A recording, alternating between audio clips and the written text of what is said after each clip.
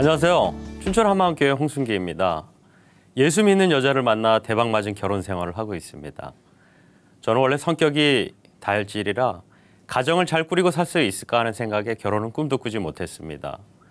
그런데 부활하신 예수님께 굴복하고 11년째 누구나 부러워하는 가정을 꾸리고 사는 이야기를 나누고자 합니다. 저는 원래 천성이 착하고 마음이 여린 편입니다. 그런데 갑자기 화가 치밀어 오르면 순간적으로 그 분을 참지 못했습니다. 물론 그 당시만 지나면 금방 원래 상태로 돌아오곤 했지만 이 다혈질 기질 때문에 여러 가지 어려운 점도 많았습니다. 형님이 원주에 살다가 수원으로 이사할 일이 있었는데요. 집주인이 전세보증금을 제 날짜에 안 돌려주고 자꾸 미룬다는 거예요. 마침 형님이 집주인과 통화하며 실랑이를 하고 있는 거예요. 순간 화가 치밀어 전화를 가로채 퍼부었습니다. 나 누구누구 동생인데 지금 금방 빵에서 나왔거든? 지금 당장 보증금 돌려주지 않으면 당신이 근무하는 학교로 찾아가 난리를 피울 테니 알아서 해. 집주인이 학교 선생님이셨거든요. 제가 얼마나 살벌하게 이야기했는지 집주인이 바로 돈을 돌려주었습니다. 이러한 기질은 회사 생활을 하면서 더욱 힘들었는데요. 한 번은 이런 일이 있었습니다. 저는 대형 할인마트에 근무하고 있어요. 아침에 오픈 준비를 하고 있는데 밑에 직원이 늦게 출근을 했어요. 오픈 시간 내에 진열을 마쳐야 하는데 일이 더디고 잘 안 돌아갔더라고요. 순간 열을 받아 들고 있던 소주 박스를 와인 매대로 집어 던졌습니다. 매장은 난리가 났습니다. 이렇게 하면 손해도 많고 저에게 불이익도 있지만 제가 제 성질을 다스릴 수 없는 거예요. 한번 화가 나면 폭발해버리거든요. 또 이런 일이 있었습니다. 같이 입사한 동기인데요. 지각하여 늦은 어느 날 매장에서 왜 늦었냐고 하니 자기가 어떻게 하든 상관하지 말라는 거예요. 순간 화가 치밀어 주먹을 날렸습니다. 한참 옥신각신 혈투를 벌이고도 분이 사그라들지 않는 거예요. 스포츠 매장에서 야구 배트를 가져와 죽여버리겠다고 달려들었는데 쏜살같이 도망치더라고요. 눈에 보이지 않으니 마음이 진정되고 저는 다시 열심히 일을 했습니다. 그런데 이 친구가 경찰에 신고했나 봐요. 경찰과 함께 왔더라고요. 저는 회사 내에서 직장 동료들과는 다툰 일이라 쉽게 처리될 줄 알았어요. 경찰들도 화해하라고 하니까요. 그런데 이 친구는 부장님과 경찰들의 설득에도 굴하지 않고 처벌을 원한다는 거예요. 결국 사건은 남부경찰서로 넘겨졌습니다. 경찰서 형사계로 들어서는데 겁이 덜컥 나는 거예요. 형님께 전화했고 형님이 오셔서 설득해 보았지만 요지부동이었습니다. 결국 사건은 상해 전가와 벌금 20만 원으로 끝냈습니다. 직원들과의 마찰은 있었지만 저는 매장의 주부사원들과 친했습니다. 주부사원들은 산전수전 다 겪어서 그런지 저의 이런 기질을 잘 이해해 주었습니다. 뒤끝이 없기 때문에 그 자리만 피하고 나중에 살살 달래주면 제가 무슨 부탁이든 다 들어주었거든요. 뒤에서 저를 흉봤는지 모르지만 하여튼 친했습니다. 그런 주부사원들이 제가 나중에 결혼한다고 하니까 결혼할 여자가 불쌍하다며 걱정을 해주었습니다. 저도 저의 이런 다혈질 기질을 잘 아니까 제가 결혼해서 잘 살 수 있을까 걱정을 했었습니다. 제가 결혼을 두려워했던 또 한 가지 이유가 있는데요. 저희 형님은 고등학교 때부터 연애를 했어요. 얼마나 좋아했으면 대학을 졸업하기 전에 결혼을 했습니다. 그렇게 불같이 사랑하고 결혼했으니 잘 살아야 하잖아요. 근데 그렇지 못한 겁니다. 너무 심하게 다투는 거예요. 싸울 때는 완전 원수가 되어 싸우더라고요. 그런 모습을 보면서 저는 결혼에 대한 소망이 없어졌습니다. 결혼이라는 단어는 제 인생에서 점점 멀어져만 갔습니다. 그런데 어느 날부터인가 형 집에 가면 분위기가 완전히 달라진 거예요. 형과 형수가 갑자기 신혼으로 돌아간 것처럼 사이가 좋아졌더라고요. 이건 뭐지? 했는데 알고 보니 춘천에 있는 한마음교회에 다닌다는 거예요. 웬 교회? 하는 생각을 하게 되었습니다. 우리 집은 불교 집안이고 태어나서 한 번도 교회 다녀본 적이 없거든요. 저는 오히려 교회 다니는 사람들을 싫어했습니다. 자기중심적이고 가식적이라는 편견이 있었거든요. 중학교 때 학교를 빌려 수련회를 온 교회 사람들을 본 적이 있어요. 밤마다 큰 소리로 기도하는 그 사람들을 보며 무서운 생각도 들고 얼마나 자기 자신에 대한 확신이 없으면 신을 믿나 하는 생각을 했습니다. 약해 빠졌으니 종교 생활을 하는 거지 하고요. 그래서 저는 집안이 불교여도 불교 신자도 아니었습니다. 하지만 형의 달라진 모습을 통해 뭔가 있구나 하는 생각을 하게 되었습니다. 그 후 형을 따라 교회를 가게 되었습니다. 막상 처음 나가본 교회는 그리 무서운 곳이 아니었습니다. 그리고 갈 때마다 어떤 형제가 딱 붙어서 계속 말씀을 해주었는데요. 예수님이 부활하셨다고요. 그것은 사실이라고요. 역사책에 기록되어 있다고요. 너무 열정적으로 증거하니 일단 자리를 피하기 위해 알았다고 믿는다고 하면서 자리를 떠났습니다. 집에 와서 계속 부활이 생각났어요. 그렇지만 사람이 어떻게 죽었다가 살아날 수 있단 말이지? 생각하며 머리가 복잡해 형님께 전화를 해서 도저히 못 믿겠다고 했더니 형님이 성경책에 나와 있다고 성경은 역사라고 말씀해 주었습니다. 이순신 장군은 같은 시대에 살지도 않았는데 역사책을 통해 믿으면서 왜 예수님도 역사책에 기록되어 있는데 믿지 못하냐는 거예요. 그래, 역사니까 맞지 뭐. 믿자 하다가도 그래도 사람이 어떻게 죽었다 살아날 수 있단 말이지? 생각하며 헷갈리는 시간이 계속되었습니다. 2003년 4월 형님이 여자를 소개시켜 주겠다는 거예요. 결혼에 자신이 없었지만 형님이 소개시켜주는 여자니 일단 만나보자 생각을 했습니다. 춘천 한마음교회 다니는 여자였습니다. 처음 만나는 자리에서 그 여자는 많은 이야기를 했습니다. 이야기를 들어보니 그동안 믿음 생활에 대한 얘기가 전부였습니다. 제가 제일 싫어했던 결혼 상대자가 누구냐면요. 교회 다니면서 가정은 돌보지 않고 교회에만 빠져 사는 여자였거든요. 혹시 그런 여자 아니야? 하고 생각을 했습니다. 그런데 만나면 마음이 편하고 자상한 느낌이 들어 계속 교제를 하게 되었습니다. 그리고 그해 10월에 우리는 결혼을 했습니다. 나중에 한 사실이지만 집사람은 교회에서 말씀을 잘 받고 초신자들을 잘 이끌어주는 꽤 괜찮은 자매였습니다. 모든 사람이 좋아하고 존경하는 자매였더라고요. 사람들이 신앙심이 깊은 전도사나 목사님께 시집갈 줄 알았다고 하더라고요. 그런 사람이 초신자와 결혼한다고 할 때 모두들 놀랐다고 하더라고요. 저도 집사람이 교회에서 저렇게 유명한 사람인 줄 알았다면 쉽게 다가가지 못했을 것 같아요. 우리가 교제할 때 결혼 이야기를 꺼내면 집사람이 늘 하는 말이 있었습니다.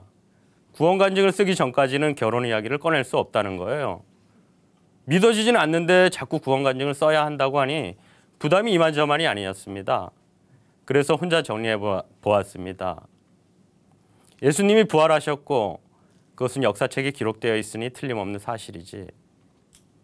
그런데 예수님이 부활하신 이유가 우리의 주인이 되기 위해서래. 그러니까 그분을 나의 보스로 모시고 살면 되는 거 아니야? 잘 됐네. 어차피 누구나 삶의 모델은 필요한 법인데 그분을 나의 보스로 모시고 모델로 따르고 살면 되지 뭐.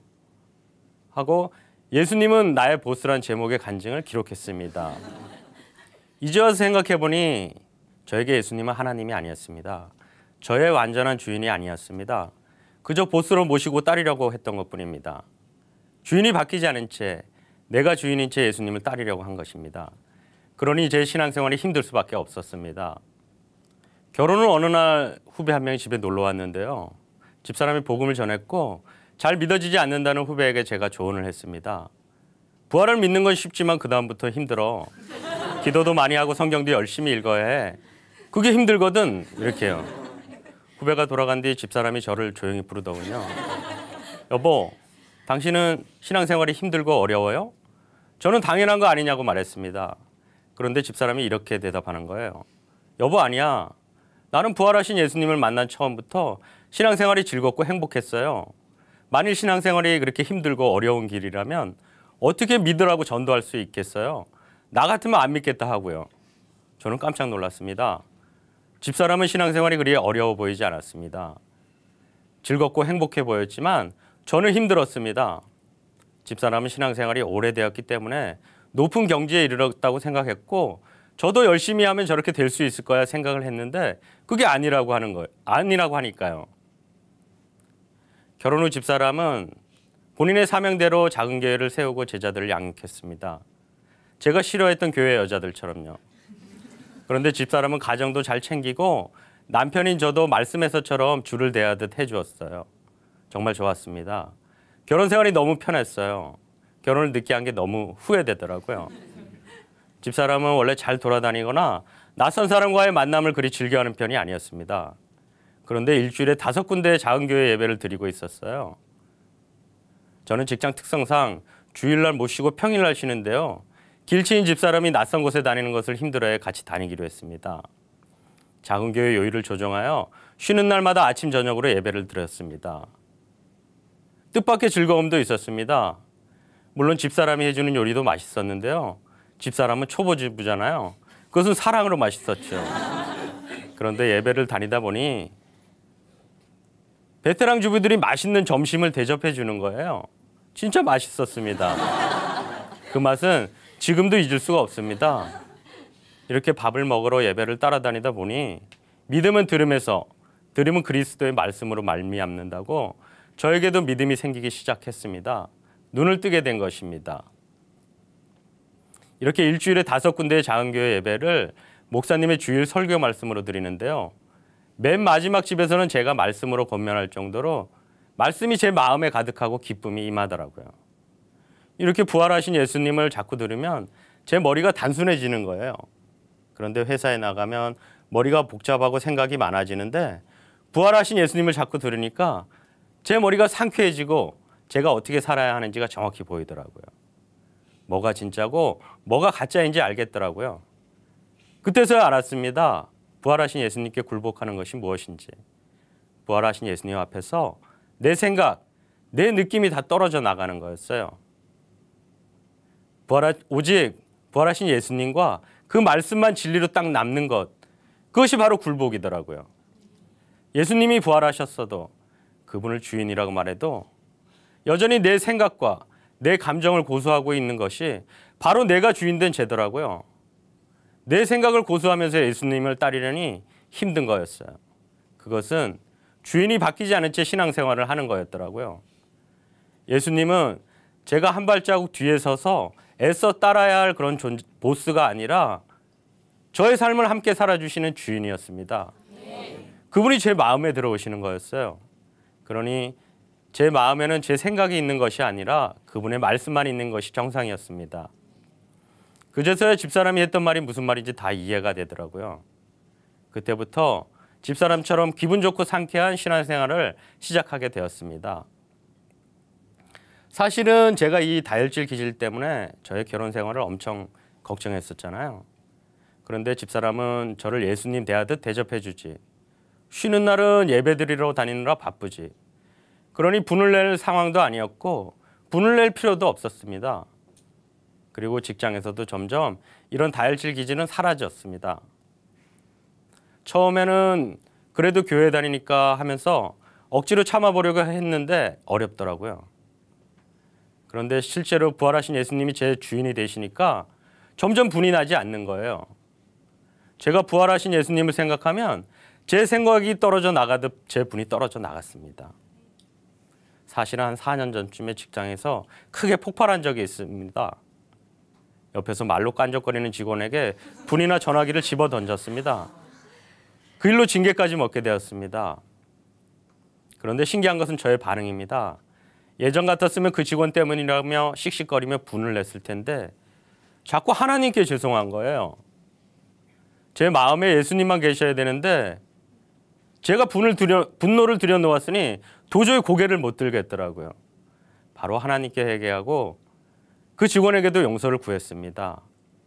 그 이후 직장에서 크게 폭발한 적이 없습니다. 오히려 직원들을 위해 기도하다 보니 저를 품어주신 예수님의 사랑이 얼마나 큰지 알게 되었습니다. 그리고 직장에서 점점 사랑의 사람이 되고 있습니다. 이런 모습이 보였던지 얼마 전 아침 회의 시간에 점장님이 물어보시는 거예요. 홍 팀장은 집사람이 홍 팀장을 사랑한다고 확신하십니까? 하고요. 저는 아침 회의 시간에 왜 이런 질문을 하시지 생각하며 확신한다고 대답했습니다. 홍 팀장도 집사람을 사랑하십니까? 또 물어보시는 거예요. 아, 당연히 사랑한다고 대답했습니다. 어떻게 그럴 수 있죠? 하고 물어보시더라고요. 저는 조금 황당했지만 솔직하게 대답했습니다. 우리 두 사람은 예수님이 주인이라고요. 둘 다 끊임없이 예수님만 바라보았는데 10년이 지나니 더 사랑하게 되고 둘 관계가 더 신선해진다고 대답했습니다. 역시 믿는 사람은 뭐가 달라도 다르군요 하면서 어떻게 믿게 되었냐는 거예요. 점장님이 멍석을 깔아주시니 부활하신 예수님을 전했습니다. 졸지에 많은 사람들이 가만히 앉아서 복음을 듣게 되었습니다. 그날 집으로 돌아오면서 예수님 믿기 전 결혼 자체를 두려워했던 것이 생각났습니다. 그런데 10년의 시간이 흐른 겁니다. 꿈 같은 시간들이었습니다. 한 번도 다툰 적이 없었거든요. 제가 작은 교회 예배 때 저의 옛사람에 대해서 나누는 것을 우리 아들이 들은 모양이에요. 엄마에게 물어보더랍니다. 엄마, 아빠가 진짜 옛날에 이랬어? 하고요. 그러면서 만나는 사람마다 붙잡고 우리 아빠가 옛날에 이랬대요 하면서 저의 옛사람을 전하고 다녔다고 하더라고요. 녀석이 엄청 놀랐었나 봐요. 결혼 전 처형이 저를 불러 해준 이야기가 있습니다. 삼각형을 그리면서 두 부부가 서로를 바라보면 절대 답이 없다. 둘 다 끊임없이 예수님께 집중하고 그분께만 올인해야 된다고 말해 주었습니다. 그러면 둘 사이가 점점 더 가까워진다는 거예요. 그런데 결혼 11년 차가 되니 그 말이 정말 맞더라고요. 저희 두 사람은 예수님께만 초점을 맞춰왔는데 세상 사람도 부러워하는 그런 부부가 되었더라고요. 우리는 신혼 때보다 오히려 오늘이 더 신선하고 새롭습니다. 동물은 주인을 잘 만나야 된다고 하는데 사람도 마찬가지인 것 같습니다. 사람도 주인을 제대로 만나야 제대로 살 수 있습니다. 예수님은 부활하셔서 우리를 창조하신 하나님이심을 보여주셨습니다. 자기가 주인된 죄를 회개하고 마음에 예수님을 주인으로 모시는 것은 정말 제대로 사는 것입니다. 저는 어려서부터 신앙생활을 했던 사람도 아니지만 그분이 제 마음의 주인이 되시니 그 10년간의 시간이 꿈처럼 지나갔습니다. 아마 앞으로도 그럴 것입니다.